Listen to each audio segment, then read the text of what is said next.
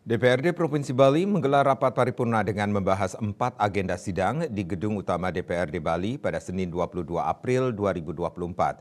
Salah satu agenda sidang yakni penyampaian keputusan Dewan tentang rekomendasi terhadap laporan keuangan dan pertanggungjawaban LKPJ Gubernur Bali tahun 2023.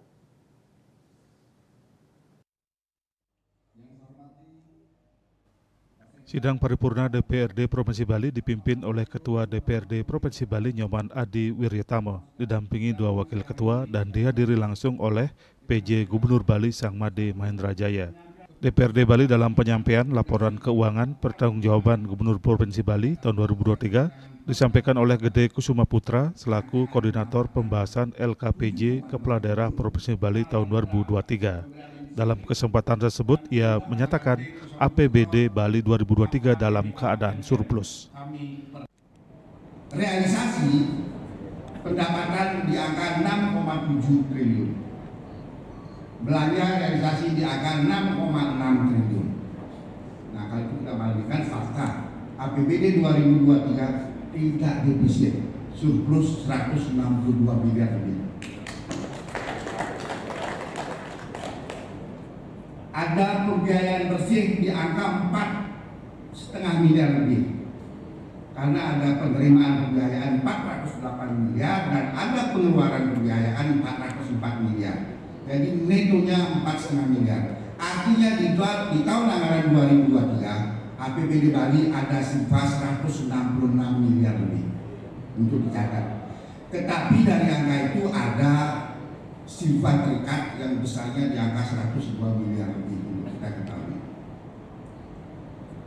Jujur saya sampaikan tahun 2023 tahun berat.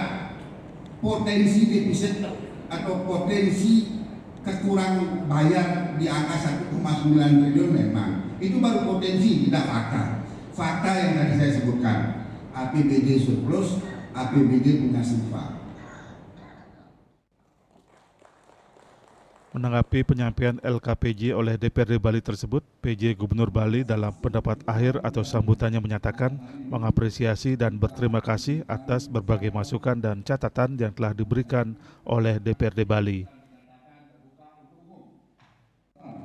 Dan masukan akan menjadi perhatian bagi pemerintah provinsi untuk perbaikan dan mewujudkan penyelenggaraan pemerintahan yang akuntabel dan transparan.